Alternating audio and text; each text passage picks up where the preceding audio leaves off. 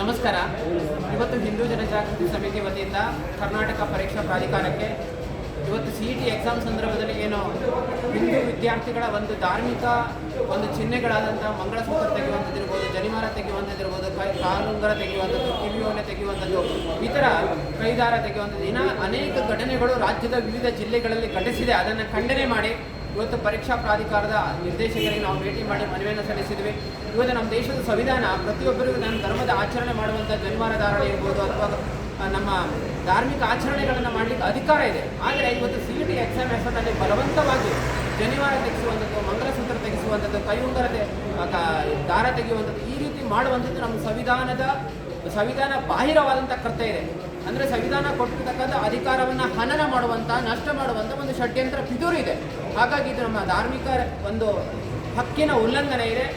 ಇದನ್ನು ಯಾರ್ಯಾರು ಮಾಡ್ತಾ ಇದ್ದಾರೆ ಅದರ ಮೇಲೆ ಕ್ರಮ ತೆಗೆದುಕೊಳ್ಬೇಕಂತೇಳಿ ನಾವು ಹಿಂದೂ ಜನಜಾಗೃತಿ ಸಮಿತಿ ವತಿಯಿಂದ ಒಂದು ಕಠಿಣವಾದ ಸಂದೇಶವನ್ನು, ಮನವಿಯನ್ನು ಇವತ್ತು ಡೈರೆಕ್ಟರ್ ಅವರಿಗೆ ಕೊಟ್ಟಿದ್ದಾರೆ.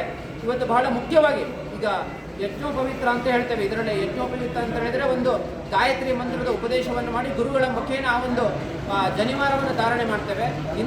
ಅಂಥ ಪವಿತ್ರವಾದ ದಾರವನ್ನು ಯಾವುದೋ ಒಬ್ಬ ಅಧಿಕಾರಿ ಅದನ್ನು ಎಕ್ಸಾಮಲ್ಲಿ ಅದನ್ನು ಬಲವಂತವಾಗಿ ತೆಗೆಸುವಂಥದ್ದು, ತೆಗೆದೇ ಹೋದರೆ ಅದನ್ನು ಸ್ವತಃ ಕಟ್ಟು ಮಾಡಿ ಕಸದ ಪುಟ್ಟಿಗೆ ಬೀಸಾಕಿ ಅವರ ಧಾರ್ಮಿಕ ಭಾವನೆಗೆ ನೋವುಂಟು ಮಾಡುವಂಥ ಇಂತಹ ಒಂದು ಕ್ರೂರವಾದಂಥ ಕೃತ್ಯವನ್ನು ಮಾಡಿ ಅವರ ಧಾರ್ಮಿಕ ಹಕ್ಕಿಗೆ ಉಲ್ಲಂಘನೆ ಮಾಡುವಂಥದ್ದು ಇದು ಗಂಭೀರವಾದಂಥ ಕ್ರಿಮಿನಲ್ ಅಪರಾಧ ಇದೆ. ಅದೇ ರೀತಿ ಮಂಗಲಸೂತ್ರ ಒಂದು ಸೌಭಾಗ್ಯದ ಸಂಕೇತವಾದಂಥ ಮಂಗಲಸೂತ್ರವನ್ನು ಒಂದು ಮದುವೆ ಸಂದರ್ಭದಲ್ಲಿ ಪವಿತ್ರವಾದಂಥ ಇದನ್ನು ಬಲವಂತವಾಗಿ ತೆಗೆಸ್ತಾರೆ ಅಂತ ಹೇಳಿದರೆ ಇವತ್ತು ಯಾವ ರೀತಿಯಾಗಿ ಇವತ್ತು ಪರೀಕ್ಷೆ ಹೆಸರಿನಲ್ಲಿ, ಸೆಕ್ಯೂರಿಟಿ ಹೆಸರಿನಲ್ಲಿ, ತಪಾಸಣೆ ಹೆಸರಿನಲ್ಲಿ ಹಿಂದೂಗಳ ಮೇಲೆ ದೌರ್ಜನ್ಯ, ಅತ್ಯಾಚಾರ ಈ ಥರ ಘಟನೆಗಳು ನಡೀತಾ ಇದೆ.